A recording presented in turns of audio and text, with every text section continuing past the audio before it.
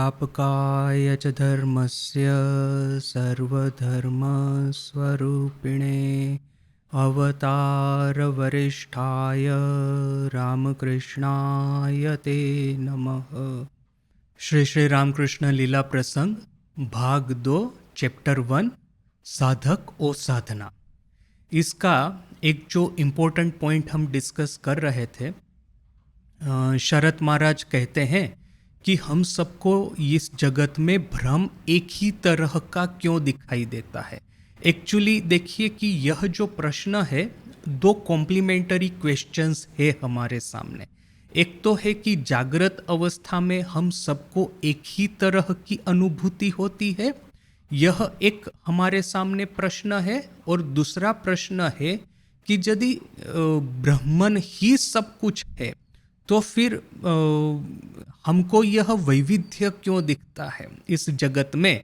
मनुष्य मनुष्य के बीच में, मनुष्य पेड़ पौधों के बीच में, मनुष्य और ये पशु पक्षियों के बीच में यह वैविध्य क्यों दिखता है।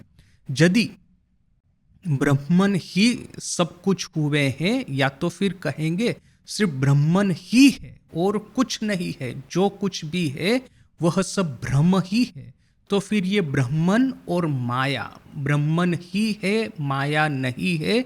माया यदि मिथ्या है, माया यदि भ्रम है, इट इज कहेंगे कि एक तरह का हेलुसिनेशन या एरर है, तो फिर हमको वैविध्य क्यों दिखता है, यह एक प्रश्न है। दूसरा कि माया का जो जगत है, आप कहते हैं कि जिस तरह से जागृत और स्वप्न दो अवस्था में जो डिफरेंस है, वही डिफरेंस यह जागृत अवस्था और तुरीय अवस्था में है।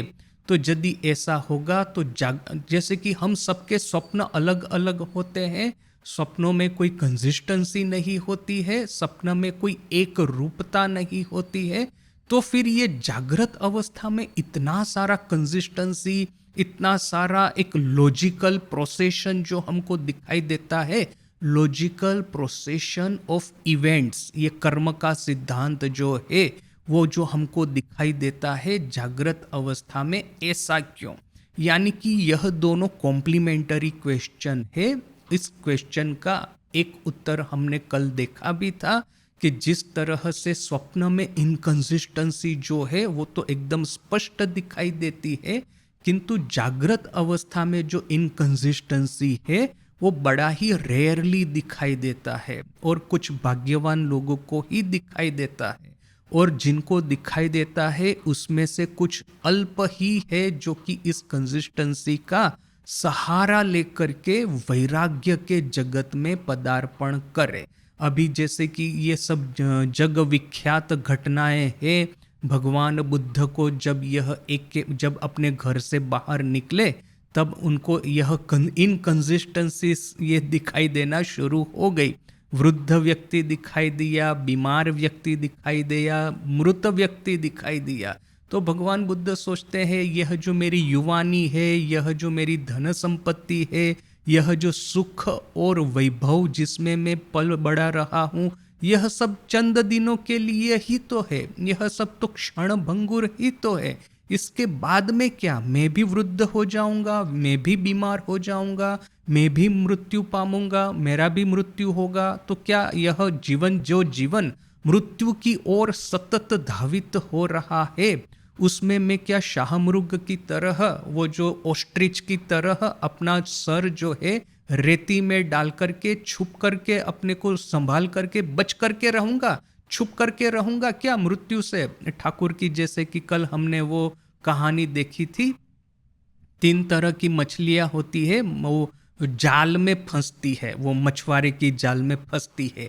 एक तरह की मछली है कि फंसने के बाद में इतना वो छूटने के लिए, मुक्ति प्राप्त करने के लिए परिश्रम करती है, वो दौड़ धाम करती है कि कहीं ना कहीं से उसको जाल में से निकलने का रास्ता मिल जाता है, वो जाल में से निकल जाती है। तो यह हो गए मुक्त जीव। उसके बाद में जो है मुमुक्षु जीव कि जाल में फंसे हैं, यह भान तो हो गया है, अंदाजा तो आ गया है हमको, किंतु निकलने का जो प्रयास है वो कम पड़ जा रहा है, बोल करके प्रयास तो करते हैं, निकल नहीं पाते।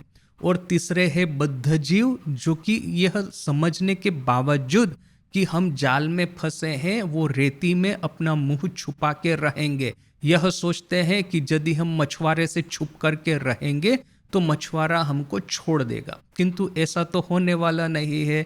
मछुआरा जब अपनी जाल खींचेगा तो वो मछलियां भी जो कि रेती में मुंह छुपा के बैठी है, वे लोग भी सतह पे आएगी और ऑक्सीजन के अभाव में उनका भी मृत्यु होगा। तो यह जो इनकंसिस्टेंसी है, कुछ ज्यादातर लोग तो इसको इग्नोर ही करते हैं जो कि बद्ध जीव है।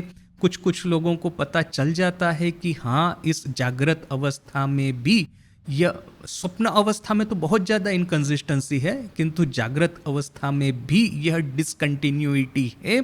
और इसका सहारा लेकर के वैराग्य के रास्ते पे चलना शुरू तो करते हैं, किंतु इतनी शक्ति नहीं होती कि एक जन्म में मुक्ति प्राप्त कर ले।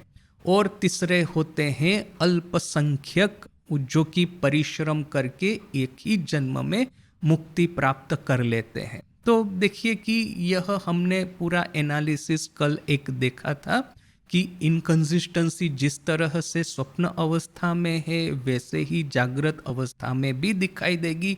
वो एक पार्ट ऑफ इक्वेशन था। दूसरा एक पार्ट ऑफ इक्वेशन है कि यदि ब्रह्मन ही है और कुछ नहीं है तो हमको वैविध्य क्यों दिखता है। तो इसका उत्तर भी यही शरत महाराज का तृतीय पार्ट में भावमुखे रहने का क्या अर्थ है, इस प्रश्न का डिस्कशन जब शारदानंद जी करते हैं उसमें वो एक टॉपिक डिस्कस करते हैं। वो टॉपिक में उसका सहारा लेकर के हमने इसको समझने का प्रयास किया था कि किस तरह से 3 तरह के भेद होते हैं। एक तो है सजातीय, दूसरा है विजातीय, तीसरा है स्वगत भेद। अभी विजातीय भेद सबसे पहले क्या है, ये अब जैसे कि एक मनुष्य है और ये माइक है और ये बिल्डिंग है और ये समुंदर है, ये पेड़ है, ये पानी का ग्लास है, तो इन सब के भीतर में कुछ भी सिमिलरिटी नहीं है। इस सब के भीतर में विजातीय भेद है। किंतु मान लीजिए कि इस तरह की 2 माइक होगी, मेरे जैसे 10 मनुष्य होंगे, ये 10 तरह के पेड़ होंगे, तो ये 10 तरह के पेड़ में सजातीय भेद है।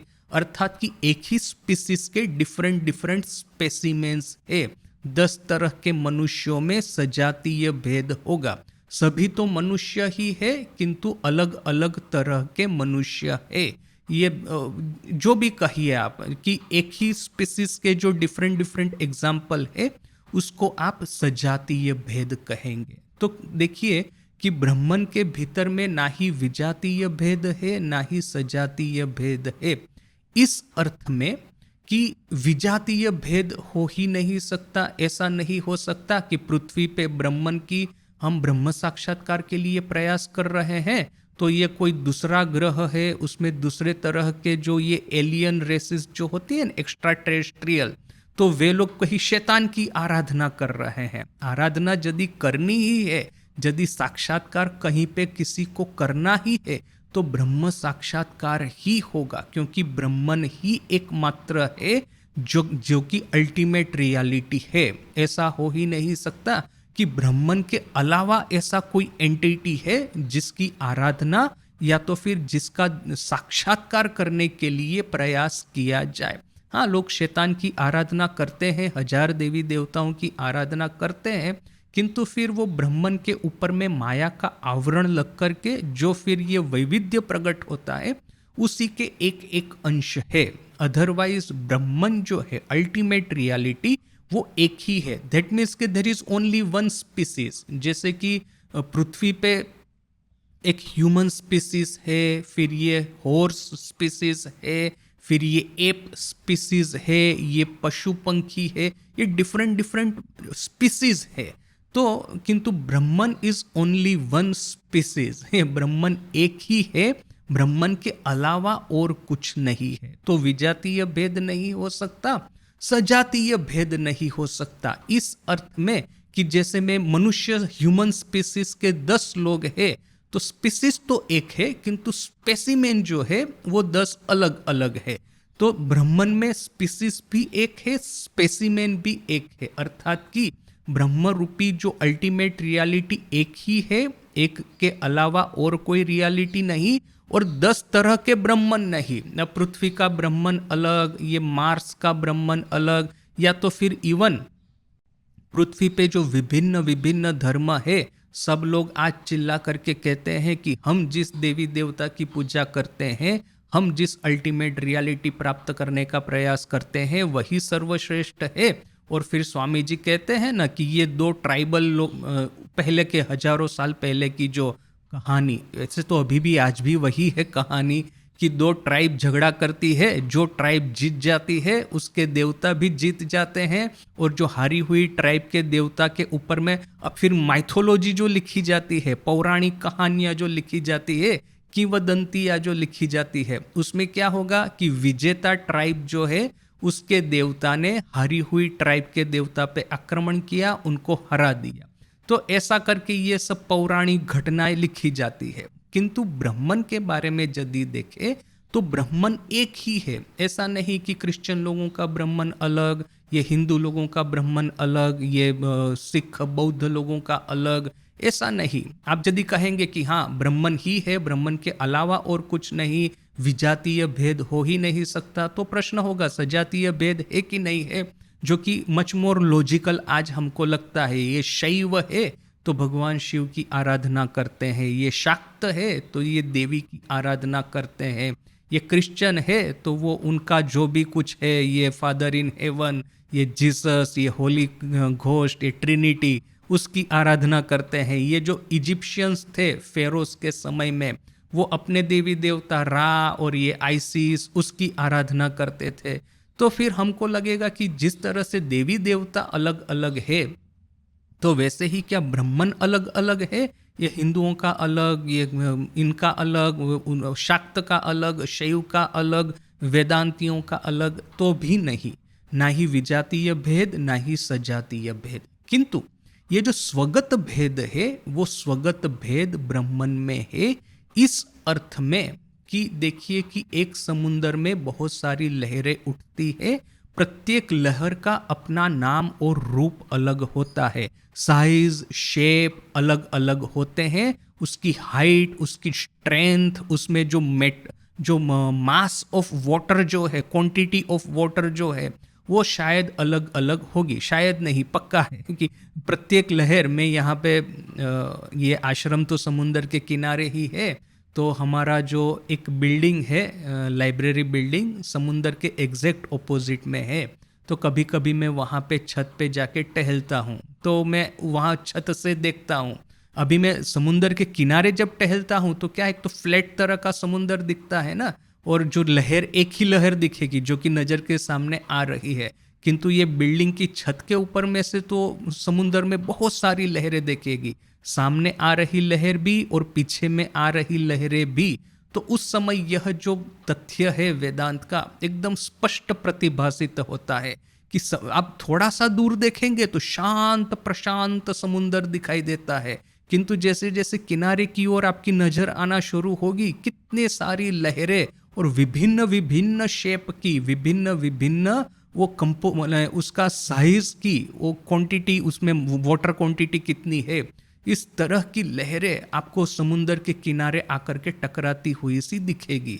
तो क्या है, समुंदर तो एक है, किंतु समुंदर की लहरों में नाम रूप से भेदभाव है, डिफ्रेंशिएशन है। तो स्वगत भेद इसको कहते हैं। एक ही बॉडी है, उसके भीतर में जो विभिन्न विभिन्न नाम रूप रूपी जो अंग है, उसमें आपको डिफरेंस दिखाई देता है। तो यहाँ पे शरद महाराज हमको एक्सप्लेन करते हैं कि भले ही चाहे ब्राह्मण रूपी जो रियलिटी है वो एक ही है, एक के अलावा और कुछ नहीं है, अद्वितीय है, किंतु यह जो नाम रूपी डिफ्रेंशिएशन है, that is because of this स्वगत भेद, बट नॉट बिकॉज ऑफ सजातीय भेद और विजातीय भेद। तो इतना हमने शरद महाराज की ये जो डेफिनेशन थी जगत के बारे में, वो वहाँ पे अभ्यास किया था। किंतु इसके साथ में ही एक बड़ा ही इम्पोर्टेंट स्टेटमेंट शरद महाराज देते हैं कि विच इज़ वेरी यूनिक। मैंने जब पहली बार पढ़ा था मुझे बड़ा ही यूनिक लगा था। वो क्या है कि ये विशाल जो एक विराट मन है, महत तत्व है, उसके भीतर में ये जगत रूपी कल्पना का उदय हुआ है। तो मैंने सोचा कि यह जगत रूपी कल्पना का एक विराट मन में उदय होना, यह क्या शरत महाराज का खुद का है, न कि उन्होंने स्वामी जी में से लिया है। यूजुअली हम शरत महाराज को ऐसे कोई फिलोसोफर के रूप में नहीं गिनते। ठाकुर और माँ इन दोनों के जीवन का उनका बड़ा ही गहरा अध्ययन है, और फिर किताब लिखने में भी उनका बड़ा ही सिद्ध हस्त है। किंतु शरत महाराज को एज ए इंडिपेंडेंट फिलोसोफर के रूप में इस तरह से तो मैंने सोचा नहीं था। तो मैंने जब स्वामी जी को पढ़ना इस तरह से खोजना शुरू किया, तो स्वामी जी इस पार्टिकुलर स्टेटमेंट के बारे में क्या कहते हैं, मुझे रेफरेंस तो काफ़ी मिले, किंतु जो एग्जैक्ट जो शरत महाराज कहते हैं वो एग्जैक्ट मुझे ऐसा कुछ नहीं मिला। तो कहाँ पे सिमिलैरिटी है, कहाँ पे डिफरेंस है शरत महाराज और स्वामी जी के बीच में, तो यह थोड़े से मैंने पैसेज जो है कंप्लीट वर्क्स में से कलेक्ट किए हैं। उसमें से पहला पैसेज है ये रियल एंड अपेरेंट मैन, ये ज्ञान योग का ये प्रवचन है, उसमें से यह पैसेज लिया है। एक्चुअली इसके पीछे का जो आइडिया है इसको हमने ऑलरेडी काफ़ी डिटेल में डिस्कस किया है जब हम राजयोग के जो लेक्चर थे, राजयोग के 2 कुछ क्लासेस हमने लिए, उसमें यह आइडियाज ऑलरेडी स्वामी जी ने जो डिस्कस किए थे, यही जो आइडिया है उसका कुछ अंश वहाँ पे आ जाता है। हमने काफ़ी डिटेल में डिस्कस किया था बोल करके मैं थोड़ा सा ऊपर ऊपर से इसको ले लूँगा। प्रारंभिक एक्सप्लेनेशन जो है क्या कहते हैं स्वामी जी, पहले तो मैं थोड़ा सा पढ़ लेता हूँ, फिर हम उसका डिस्कशन करेंगे। The whole of this universe, according to the Hindu philosophers, can be resolved into one material which they call आकाश। यह पूरा जो विश्व ब्रह्मांड है, यूनिवर्स है, वो हिंदू दर्शनकारों की दृष्टि से उनके मत अनुसार एक ही पदार्थ में रिजोल्व हो सकता है, और यह पदार्थ है आकाश। अर्थात कि जो कुछ भी आप देख रहे हैं यही आकाश का बना है। अभी देखिए कि यह कॉन्सेप्ट कोई आज की मॉडर्न साइंस के अनुसार कहीं असंभव नहीं है। ऑलरेडी जितने भी एलिमेंट्स है इस जगत पे, वो ऑर्गेनिक हो न कि इनऑर्गेनिक हो, ये ह्यूमन बॉडी हो न कि ये और कुछ भी है, स्टार्स है, प्लैनेट्स है, वाटर है, अर्थ है, विंड है, ये फायर है, जो कुछ भी आप कहो, फायर नहीं, fire is energy, but anyway, जिस चीज में से अग्नि प्रकट होता है, वो लकड़ी हो न कि कोयला हो, न कि डायमंड हो, न कि जेम्स हो, कुछ भी हो इस जगत में, सब कुछ आप पीरियोडिकल टेबल जो है उसमें विभिन्न एलिमेंट्स है, उसमें से ही सब कुछ बना है। HHE, वो जो हम लोग बचपन में ये याद करते थे ना पीरियोडिक टेबल, मुझे पहले 2 तो याद है, HHELI आई थिंक, ये पहले 3 याद है। हाइड्रोजन जिसमें कि 1 प्रोटॉन और 1 इलेक्ट्रॉन होता है, हीलियम जिसमें कि 2 प्रोटॉन और 2 इलेक्ट्रॉन होते हैं, फिर लिथियम जिसमें कि 3 प्रोटॉन होते हैं। इस तरह से वो पूरा पीरियोडिकल टेबल है। जैसे ही एटम के सेंटर में नंबर ऑफ प्रोटॉन बढ़ते जाएंगे, उतना ही ये उसका वो जो हेवियर एलिमेंट बनता जाएगा। लाइटेस्ट एलिमेंट है हाइड्रोजन, और फिर हेवी एलिमेंट्स में तो बहुत सारे हैं, ये यूरेनियम है, आइंस्टाइनियम है, फिर बहुत सारे हैं जो कि रेडियो एक्टिव एलिमेंट कहे जाते हैं। फिर उसमें से ये रेडियो एक्टिव डिके होगा, यूरेनियम, प्लूटोनियम वगैरह वगैरह। तो ये पूरा ये पीरियोडिकल टेबल, अर्थात कि ये जो कितने 70-80 एलिमेंट्स है उसी का पूरा जगत बना है। उसको आप फर्दर एनालिसिस कीजिए, उसके 3 ही एक्चुअली बेसिक पार्टिकल है, इलेक्ट्रॉन, प्रोटॉन और न्यूट्रॉन, जिसका ये एलिमेंट्स बने हैं। और फिर ये इसको सब एटॉमिक पार्टिकल कहते हैं। सब एटॉमिक पार्टिकल का एनालिसिस करेंगे तो वैसे तो आपको बहुत तरह के विभिन्न टाइप के सब एटॉमिक पार्टिकल मिल जाएंगे, किंतु आज का मॉडर्न साइंस कहता है कि अल्टीमेटली यह सब एटॉमिक पार्टिकल भी या तो वो स्ट्रिंग के बने हैं या तो ये क्वार्क के बने हैं। तो बेसिकली ये जितना भी मैटर है वो उसके कंस्टिट्यूएंट एलिमेंट में आप डिकम्पोज कर सकते हैं। बिल्डिंग ब्लॉक जो है जीवन के वो कुछ ही है, एक ही है, जिसको कि हम मैटर कहेंगे। और इससे भी थोड़ा सा आगे जाएंगे, पहले पढ़ लेते हैं फिर डिस्कस करते हैं Everything that we see around us, feel, touch, taste is simply a differentiated manifestation of this आकाश. जो कुछ भी हम अपने आसपास देखते हैं, स्पर्श कर सकते हैं, अनुभव कर सकते हैं, टेस्ट कर सकते हैं, यह सब कुछ आकाश के ही विभिन्न कंस्टिट्यूएंट्स है, आकाश के ही विभिन्न तरह के कॉम्बिनेशंस, परम्यूटेशंस है. It is all pervading fine. ये आकाश जो है, आकाश से ही सब बना है और एकदम फाइन स्टेट में आकाश होता है, उसका जो ओरिजिनल प्योर स्टेट होता है. All that we call solids, liquids or gases, figures, forms or bodies, the earth, sun, moon and stars, everything is composed of this akasha. जो कुछ भी है, जिसको कि हम सॉलिड कहते हैं, लिक्विड कहते हैं, गैस कहते हैं, मनुष्य की आकृति है, यह शरीर है, देह है, सूर्य है, पृथ्वी है, तारे है, चांद है, सब कुछ आकाश का ही बना है. अगेन वेरी सिंपल अंडरस्टैंडिंग आज के साइंस के अनुसार कि पूरा विश्व मैटर का ही बना है. What force is it which acts upon this Akash and manufactures this universe out of it?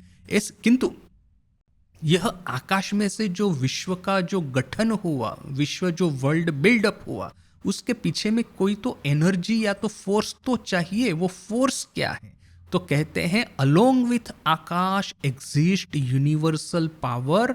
All that is power in the universe manifesting as force or attraction. Nay even as thought is but a different manifestation of that one power which the Hindus call प्राण. आकाश के साथ साथ में ही एक दूसरा पदार्थ का अस्तित्व है जिसको कि हम यूनिवर्सल पावर या तो वैश्विक शक्ति कहते हैं. इस जगत में यह पावर अर्थात कि एनर्जी और फोर्स, आज की लैंग्वेज में यदि कहे तो फोर्स इस जगत में जो कोई भी है जो कि अट्रैक्शन यानी कि ग्रेविटी के रूप में जो मैनिफेस्ट होती है, इवन एज ए थॉट हमारे मन के भीतर में जो विचारों के रूप में जो प्रकट होती है, यह सब डिफरेंट मैनिफेस्टेशन ऑफ एक ही शक्ति के डिफरेंट मैनिफेस्टेशन है जिसको कि हम हिंदू कहते हैं prana. This prana acting on akasha is creating the whole of this universe. ये आकाश और आकाश के ऊपर में प्राण जब कार्य करेगा तो फिर यह पूरे विश्व ब्रह्मांड का प्रारंभ होगा. अभी देखिए आज की मॉडर्न फिजिक्स की लैंग्वेज में प्राण जो कॉन्सेप्ट है उसके एक्चुअली दो तरह के साइंस में कहते हैं कि एलिमेंट से, एक तो है फोर्स, दूसरा है एनर्जी. एनर्जी यानी कि बेसिक एनर्जी, फोर्स यानी कि दो पदार्थ है मैटर के बने हुए, उसके दोनों पदार्थ के बीच में जो इंटरेक्शन होता है उसको कहते हैं फोर्स. अभी ज़्यादा डिटेल में नहीं जाएंगे, किंतु keeping in mind this very important difference कि फोर्स और एनर्जी मॉडर्न साइंस में काफ़ी डिफरेंट रूप से ट्रीट की जाती है. बेसिकली जो कुछ भी फोर्स और एनर्जी आप इस जगत में देखते हैं वह प्राण की ही बनी है. अभी देखिए कि प्राण और आकाश किस तरह से एक दूसरे के साथ में मिले हैं. आइंस्टाइन का इक्वेशन है E इक्वल्स mc², अर्थात कि energy equals twice the speed of light into the mass. अभी आप कहेंगे कि एनर्जी और मास एक दूसरे में कन्वर्टिबल है, तो है. एटम बॉम्ब है वो कि मास को एनर्जी में कन्वर्ट करता है. और आज ही मैंने एक न्यूज़ आर्टिकल पढ़ा, उसमें ये एनर्जी, प्योर एनर्जी को मास पार्टिकल में कन्वर्ट करने का एक एक्सपेरिमेंट सक्सेसफुल हुआ है. फर्स्ट टाइम के लैब में, इस लेबोरेटरी में मनुष्यों के द्वारा टेक्नोलॉजी के माध्यम से एनर्जी में से मैटर प्रकट की गई. तो this is a scientific underlying explanation कि अब स्वामी जी जो कहते हैं. अभी ये मॉडर्न फिजिक्स को कुछ समय के लिए रख दे साइड पे और सिर्फ स्वामी जी का यह कॉन्सेप्ट ले कि आकाश और प्राण, तो हमको ये स्पष्ट रूप से दिखता है कि यह दो एलिमेंट है. स्वामी जी की दृष्टि से आकाश है जो कुछ भी मैटर देखते हैं वो, और प्राण है जो कोई भी एनर्जी आप देखते हैं. एनर्जी और फोर्स स्वामी जी वैसे दोनों को इक्वेट तो कर रहे हैं, किंतु मेरी दृष्टि से सिर्फ एनर्जी ही होना चाहिए, फोर्स नहीं. But anyway that is a different discussion. अभी आगे स्वामी जी कहते हैं, in the beginning of a cycle this prana as it were slips in the infinite ocean of akasha. ये कल्प के प्रारंभ में, ये कल्प होते हैं ना, ये सृष्टि स्थिति प्रलय की साइकिल होती है, उसको कल्प कहते हैं। तो ये कल्प के प्रारंभ में, अर्थात कि सृष्टि के प्रारंभ में, यह प्राण जो है वो एक इनफाइनाइट ओशन ऑफ आकाश, आकाश रूपी एक अनंत महासमुंदर है, उसके भीतर में यह प्राण शयन कर रहा है। यह वही बात हो गई कि ये जो विष्णु है वो जो कारण जगत में, ये विश्व ब्रह्मांड में कहाँ वो विष्णु है, वो शेष नाग के ऊपर में शयन कर रहा है। वैसा ही एक इमेजिनरी एक सीन स्वामी जी हमारे सामने खड़ा करते हैं कि आकाश रूपी इनफाइनाइट ओशन में यह प्राण शयन कर रहा है कल्प के प्रारंभ में। It existed motionless in the beginning, प्रारंभ में विदाउट एनी मूवमेंट, मोशनलेस, स्थिर अटल निश्चल होकर के प्राण पड़ा हुआ था। Then arises motion in this ocean of akasha by the action of this prana. किंतु जब सृष्टि का प्रारंभ कैसे होता है, तो यह प्राण है वो अचल अटल निष्क्रिय होके पड़ा था, उसमें जैसे कि प्राण का संचार होता है, कॉन्ट्राडिक्शन है ना लैंग्वेज का, कि प्राण में प्राण का संचार होता है, जो प्राण इटसेल्फ इज प्राण। बट एनीवे, ये जो हायर कॉन्सेप्ट जब डिस्कस करने को जाते हैं तो हमारी लैंग्वेज छोटी पड़ जाती है। तो वह प्राण आप कह सकते हैं कि एक तरह से निष्प्राण होके पड़ा था, अभी उसमें प्राण का संचार हुआ। तो जैसे ही यह प्राण का संचार होता है, वही प्राण फिर आकाश पे कार्य करता है, और फिर यह आकाश पूरे विश्व ब्रह्मांड में परिवर्तित होता है।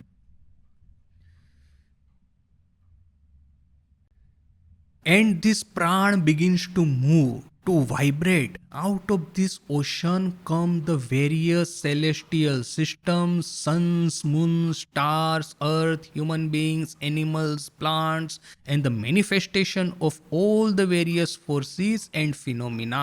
यह प्राण में निष्क्रिय होकर के, निष्प्राण होकर के पड़ा था, उसमें जब प्राण का संचार होता है तो फिर वह यह आकाश पे कार्य करता है, और यह आकाश फिर आखिर में यह डिफरेंट तरह की सेलेस्टियल सिस्टम है, जैसे कि सूर्य है, तारे हैं, चंद्र है, पृथ्वी है, मनुष्य है, पशु पक्षी है, पेड़ पौधे हैं, वह विभिन्न स्वरूपों में और विभिन्न फोर्सेस जो है उसमें वो परिणत होता है।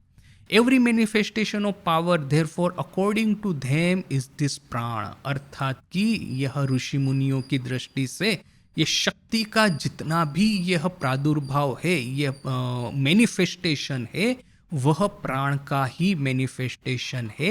एवरी मटेरियल मैनिफेस्टेशन इज आकाश, और ये जो भौतिक जितना भी मैनिफेस्टेशन है वो आकाश में से हुआ है। शक्ति और पदार्थ, शक्ति है प्राण का मैनिफेस्टेशन, एनर्जी और फोर्स, और ये मैटर है आकाश का मैनिफेस्टेशन।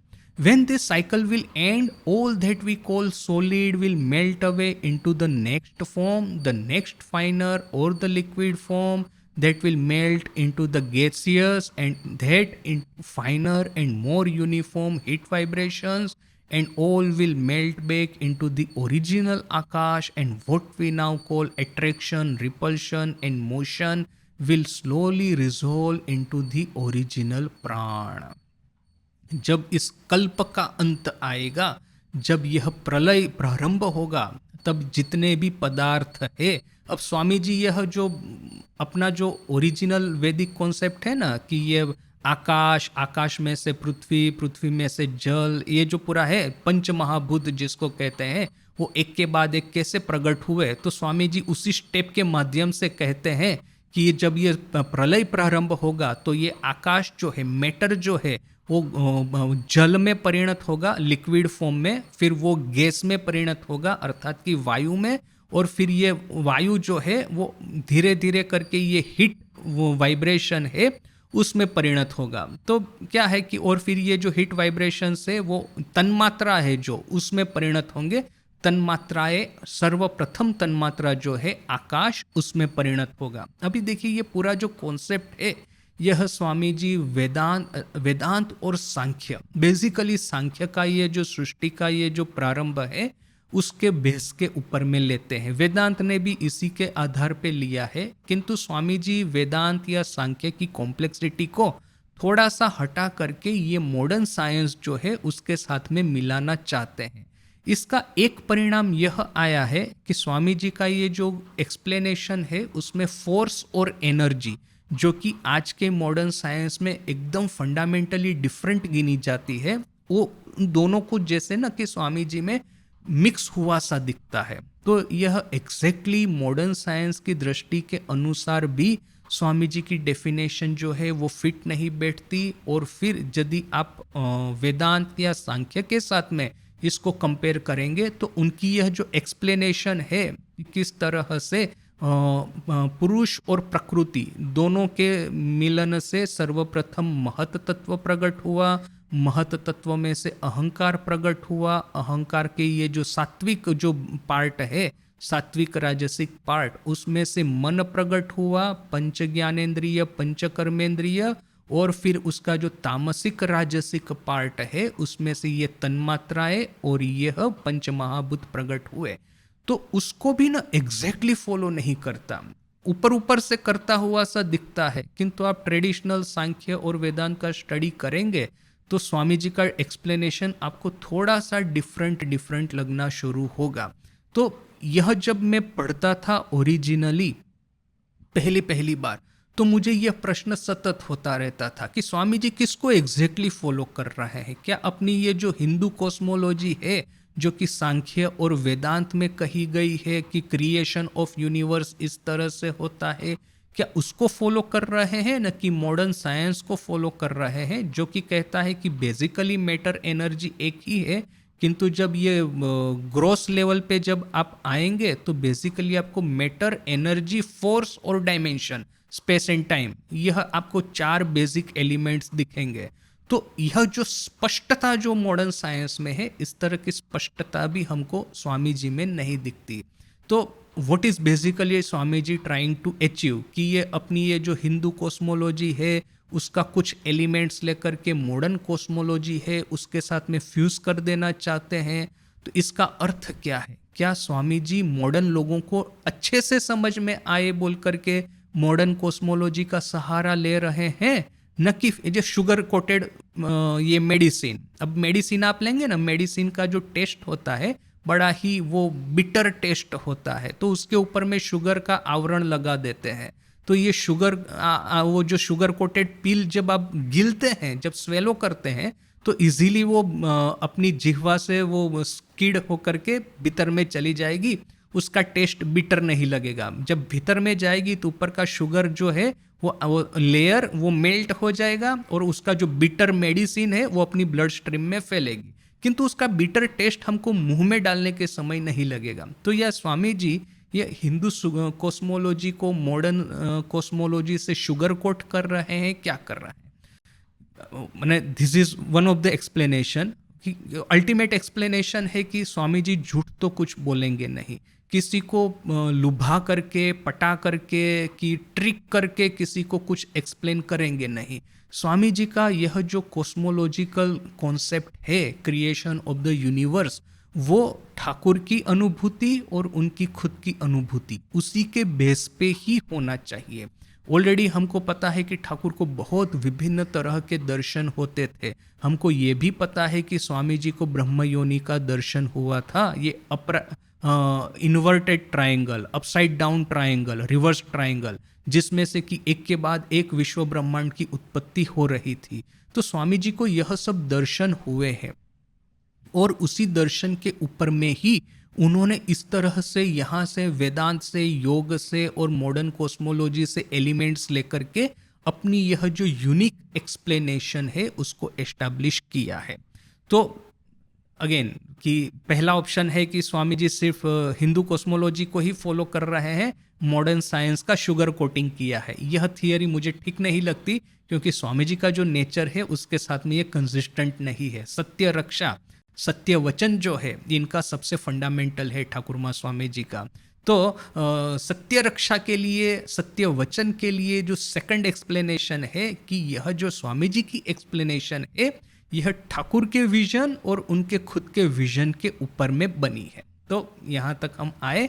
इसके बाद में क्या कहते हैं, then this prana is said to sleep for a period. ये कल्प का अंत आ गया, प्रलय हुआ, उसके बाद में प्राण जो है कुछ समय के लिए सोता है, प्राण निष्प्राण हो जाता है। It's a contradiction in terms. Again to emerge and to throw out of all these forms, and when this period will end, the whole thing will subside again. कुछ समय के बाद में प्राण में फिर से प्राण संचार होगा, फिर से नींद से जागृत होगा, फिर से ये सृष्टि स्थिति प्रलय का जो साइकिल है प्रारंभ होगा। और जब ये साइकिल एंड आएगा, अंत आएगी, तो फिर से सब कुछ ये ओरिजिनल आकाश और प्राण में आकर के सबसाइड हो जाएंगे। Thus this process of creation is going down and coming up, oscillating backwards and forwards. ऐसे ही ये सृष्टि स्थिति प्रलय की साइकिल चलती रहेगी, प्रारंभ होगी, अंत आएगी, आगे बढ़ेगी, पीछे बढ़ेगी, ये ऑस्किलेशन चलता रहेगा। In the language of modern science, it is becoming static during one period and during another period it is becoming dynamic. आधुनिक विज्ञान की भाषा में कहे तो यह जो साइकिल है कभी रुक जाती है, कभी चलना प्रारंभ हो जाती है, static and dynamic. At one time it becomes potential and the next period it becomes active. कभी कभी वो अपने पोटेंशियल फॉर्म में रहती है, कभी कभी एक्टिव फॉर्म में। This alteration has gone on through eternity. यह जो चक्र है सृष्टि स्थिति प्रलय का हमेशा के लिए चलता आ रहा है। अभी ये इटर्निटी शब्द भी यहाँ पे यूज करना गलत होगा, इसलिए क्योंकि इटर्निटी शब्द जो है it is part of the space time dimension. Space time के परे क्या है उसके बारे में इटर्निटी शब्द यूज करना वो पूरा एक क्या है कि फिलोसॉफिकल कॉन्ट्राडिक्शन हो जाएगी। किंतु अगेन इतने हायर लेवल कॉन्सेप्ट पे ये लैंग्वेज की ये जो शॉर्ट कमिंग है वो हमारी नज़र में आ ही जाएंगे। Yet this analysis is only partial, किंतु यह जो एनालिसिस है वो पार्शियल ही है, अधूरा ही है। देखिए अभी ये आकाश और प्राण के परे क्या है वह स्वामी जी बताते हैं। एक्चुअली ब्रह्मन नहीं, ब्रह्मन के बाद में भी हमको पता है कि महत और अहम ये दो एलिमेंट है। तो यहाँ पे स्वामी जी इन दोनों को मिक्स करके एक ही तत्व बताते हैं। क्या कहते हैं, this much has been known even to modern physical science. अभी ये जो सृष्टि स्थिति प्रलय की साइकिल है, ये मैटर और एनर्जी है, ये स्पेस टाइम डायमेंशन है, ये फोर्सेस है, इतना तो आज के साइंटिस्ट को भी पता है। बियॉन्ड दैट, किंतु इसके परे the research of physical science can not reach. किंतु ये जो सृष्टि के प्रारंभ में क्या हुआ, जिसको कि आजकल हम बिग बैंग कहते हैं, उसके पहले क्या हुआ, यहाँ पे तो मॉडर्न साइंस भी नहीं जा पाएगा। और एक्चुअली देखिए कि स्वामी जी जब यह सब कुछ सिखा रहे थे उस समय बिग बैंग रूपी थियरी का भी आविष्कार नहीं हुआ था। वे लोग तो यही समझते थे कि यूनिवर्स स्टैटिक है। उस समय ऐसा कोई एक रेडिकल आइडिया देना कि यूनिवर्स का प्रारंभ हुआ है और फिर यूनिवर्स का अंत भी आएगा, क्रिएशन भी है, यानी कि ये सृष्टि भी है और अंत भी है, प्रलय भी है, विच अ वेरी रेडिकल आइडिया। अभी धर्म में है, धर्म कहता है कि भगवान ने सृष्टि की रचना की, किंतु उस समय का यूरोपियन साइंस वो इतना सेक्युलर था। आज एक्चुअली साइंस को सेक्युलर होना ही पड़ेगा, वो तो सब तो एक्सपेरिमेंट बेस है। तो उस समय का साइंस भी आज का साइंस भी वो धर्म को तो स्वीकार नहीं करेगा ना कि ये जैसे भगवान ने सृष्टि की रचना की वैसे ही ये मैटर और एनर्जी, फोर्सेस और डायमेंशन मिलकर के ये कॉस्मोस या यूनिवर्स की रचना करेंगे, ये प्रारंभ होगा, अंत आएगा।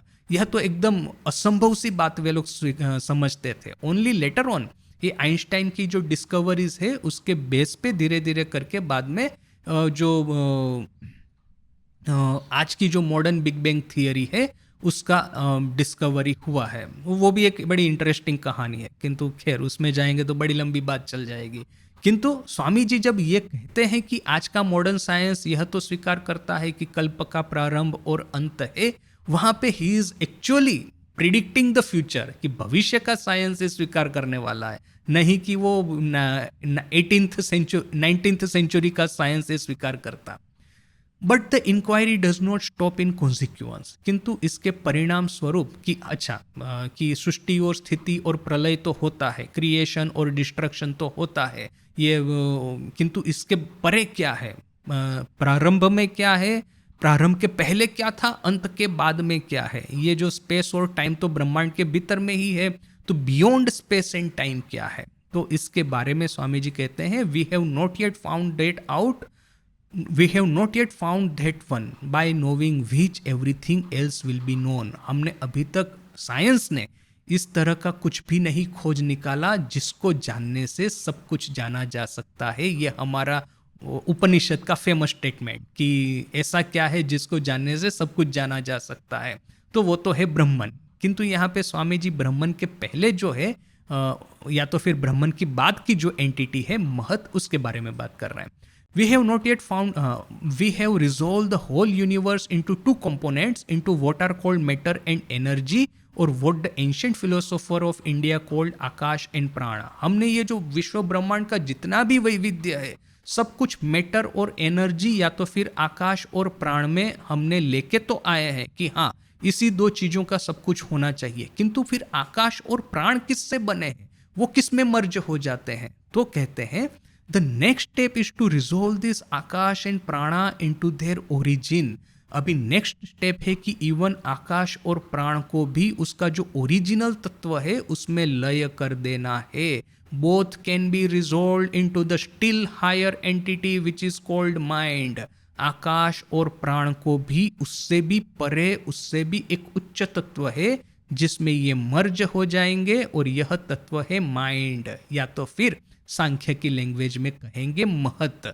यह जो शरत महाराज ने हमको कहा कि एक विराट असीम अनंत मन में जगत रूपी कल्पना का उदय हुआ है, तो देखिए कि उसी बात को स्वामी जी यहाँ पे इस तरह से करते हैं। क्या कहते हैं कि विश्व ब्रह्मांड में जो कुछ भी है सब कुछ आकाश और प्राण में रिजोल्व हो जाएगा, उसमें मिल जाएगा, और आकाश और प्राण जाकर के ये मन है, वैश्विक मन, कॉस्मिक माइंड या तो कॉस्मिक कॉन्शियसनेस, यूनिवर्सल कॉन्शियसनेस, उसमें जाकर के मर्ज हो जाएंगे। It is out of this mind, इस मन के भीतर में से, इस महत तत्व के भीतर में से, इस कॉस्मिक कॉन्शियसनेस के भीतर में से द महत, the universally existing thought power, that these two have been produced out of this mind। इस मन के भीतर में से, इस महत के भीतर में से एक यूनिवर्सली एग्जिस्टिंग थॉट पावर, पूरे विश्व ब्रह्मांड में फैले हुए थॉट पावर में से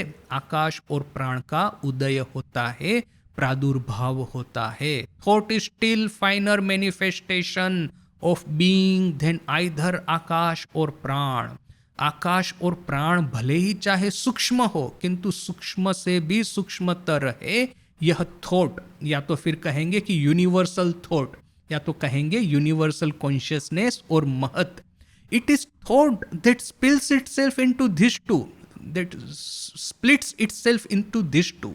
यह थॉट है, महत है, जो कि अपने को आकाश और प्राण रूपी दो विभिन्न तत्वों में विभाजित करता है, स्प्लिट करता है, विभाजित करता है।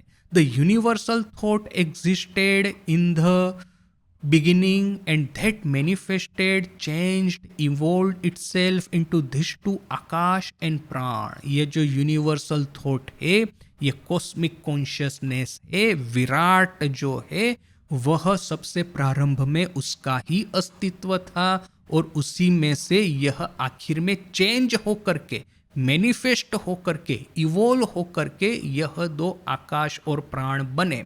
And by the combination of this two the whole universe has been produced. और आखिर में आकाश और प्राण के कॉम्बिनेशन से, एक दूसरे के भीतर में इंटरेक्शन से यह पूरा विश्व ब्रह्मांड बना है। मैटर, एनर्जी, फोर्सेस और डायमेंशन, यदि आज का जो मॉडर्न साइंस की लैंग्वेज में सब कुछ यदि आपको उसके कंस्टिट्यूएंट पार्ट में डिसोल्व करना है, तो बेसिकली ये 4 एलिमेंट होंगे, स्पेस टाइम, मैटर, एनर्जी और फोर्सेस। तो इसमें ये स्पेस टाइम, मैटर, एनर्जी और फोर्सेस जो है वो बने हैं आकाश और प्राण के, और आकाश और प्राण बना है महत का, महत तत्व या तो ये यूनिवर्सल कॉन्शियसनेस। तो यह जो एक लेक्चर है रियल और अपेरेंट मैन, उसमें से यह पैसेज लिया है। किंतु और एक दूसरा लेक्चर है वेदांत फिलोसॉफी, जिसमें कि स्वामी जी ये जो महत तत्व है उसके बारे में कुछ कुछ और एक्स्ट्रा इंफॉर्मेशन देते हैं। क्या कहते हैं? Now there is something beyond Akash and prana. ये वेदांत फिलोसॉफी नाम का लेक्चर है, फर्स्ट वॉल्यूम में है। उसमें से यह 2-3 लाइन मैंने ली है। क्या कहते हैं स्वामी जी? आकाश और प्राण के परे भी कुछ है। पहले तो आकाश और प्राण का फिर से एक्सप्लेनेशन देते हैं उस लेक्चर में, और किंतु कहते हैं कि इन दोनों के परे कुछ है। Both can be resolve into a third thing called महत, द कॉस्मिक माइंड। ये दोनों उसको आप विलय कर सकते हैं एक तीसरी एंटिटी में, तीसरे तत्व में, जिसको हम कहेंगे महत या तो cosmic mind. This cosmic mind does not create akasha and prana but changes itself into them. यह कॉस्मिक माइंड में से आकाश और प्राण बनते नहीं है, किंतु यह कॉस्मिक माइंड ही आकाश और प्राण में रूपांतरित होता है। जैसे कि ये मकड़ी है, मकड़ी में से जाल बन रही है, मकड़ी की ये जो स्पाइडर है और स्पाइडर में से ये जो स्पाइडर वेब जो निकलती है, इस तरह से नहीं। यहाँ पे कहते हैं कि दूध का दही में परिणत होना, तो ये दूध जिस तरह से दही में परिणत होता है, वैसे ही यह महत्त्व कॉस्मिक माइंड जो है आकाश और प्राण में परिणत होता है, ट्रांसफॉर्म होता है। यह वेदांत फिलोसॉफी में। उसके बाद में और एक लेक्चर है द चीफ सिंबल। इसमें एक सेंटेंस है महत के बारे में। क्या कहते हैं? द यूनिवर्सल थॉट इज महत। यह जो यूनिवर्सल थॉट है जिसमें यह आकाश और प्राण विलीन हो जाते हैं, उसको कहते हैं महत। The Sankhyas call it universal consciousness. सांख्यन जो है उसको कहते हैं यूनिवर्सल कॉन्शियसनेस, या तो फिर वैश्विक चित्त, चित्त मीन्स कॉन्शियसनेस। तो ये वैश्विक चित्त, ये तो एक इंडिविजुअल जो होता है कॉन्शियसनेस, एक यूनिवर्सल कॉन्शियसनेस होता है। वो जो स्वामी जी ने कहा ना, कॉस्मोस, मैक्रोकोजम एंड माइक्रोकोजम, इस तरह से। इसके बाद में एक लेक्चर है स्टडी ऑफ सांख्य फिलोसॉफी। इसमें थोड़ा सा और एक्सप्लेनेशन है। You must remember that the first manifestation of this prakriti in the cosmos is what the Sankhyas called mahat. आपको याद रखना है कि प्रकृति में से जब जगत की, विश्व की रचना होती है, तो सर्वप्रथम तत्व जो प्रकट होता है वो है महत। We may call it intelligence. हम इसको बुद्धि के नाम से भी पहचान सकते हैं। The great principle, its literal meaning. महत का जो, उसका जो लिटरल अर्थ है, शाब्दिक अर्थ, वो है महान तत्व। महत है महान तत्व। The first change in Prakriti is this intelligence. I would not translate it by self-consciousness. ये जो प्रकृति का सर्वप्रथम ट्रांसफॉर्मेशन है महत तत्व, इस महत तत्व को मैं सेल्फ कॉन्शियसनेस के रूप में ट्रांसलेट नहीं करूंगा, because that would be wrong, वो गलत होगा। Consciousness is only a part of this intelligence. Consciousness जो है वो कॉस्मिक, यह जो इंटेलिजेंस है उसका एक ही पार्ट है। Mahat is universal. महत यूनिवर्सल है। It covers all the grounds of subconsciousness, consciousness and superconsciousness. यह महत जो है वो सब कॉन्शियसनेस, कॉन्शियसनेस और सुपर कॉन्शियसनेस तीनों को कवर करता है। So any one state of consciousness as applied to this Mahat would not be a sufficient. यानी कि यदि हम महत को कहेंगे कि महत है कॉन्शियसनेस, तो भी गलत नहीं होगा। वो है सब कॉन्शियसनेस, वो भी गलत होगा। सुपर कॉन्शियसनेस, तो वो भी गलत होगा। It covers all this states. In nature, for instance, you note certain changes going on before your eyes which you see and understand, but there are other changes so much finer that no human perception can catch them. प्रकृति में आप बहुत सारे परिवर्तन, बदलाव देखेंगे। आपकी अब जैसे कि ये ऋतु जो चेंज होती है ना, तो ये पत्तों का जो कलर है बदलता जाता है। अब जैसे ऑटम ये प्रारंभ होती है ऋतु, तो ये पत्तों का कलर जो है वो लीले में से पीला, ऑरेंज होना शुरू हो जाता है। ये समुद्र में बढ़ती ओट आती है।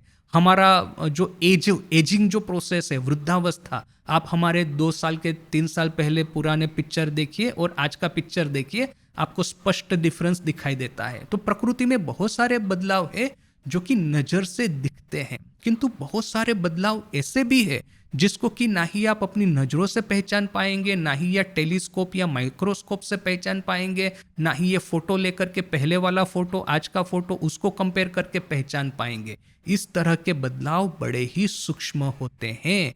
दे are from the same cause, the same mahat is making this changes. इस तरह के सूक्ष्म बदलाव है वो भी इसी तरह से इस महत से ही बनते हैं। ये थोड़ा सा कॉम्प्लिकेटेड है, किंतु एटलीस्ट आज हमने पढ़ लिया। अभी इसके बारे में और थोड़ा सा ज़्यादा डिस्कशन हम अभी आने वाले क्लासेस में करेंगे। ओम शांति शांति शांति। हरि ओम तत्सत।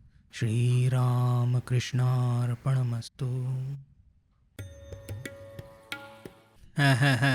ब्रह्मांडो छिलोना जखन तखन मुंडो माला कोथाई पेली। वो जो मास्टर महाशय ये गान गाते हैं, वो जो एक वेदांती जो है वो वेदांत समझा रहा है।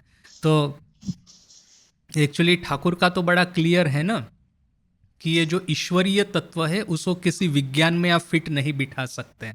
तो ठाकुर की ही इस बात को मास्टर महाशय कहते हैं, ब्रह्मांडो छिलोना जखन तखन मुंडमाला कोथाई पेली।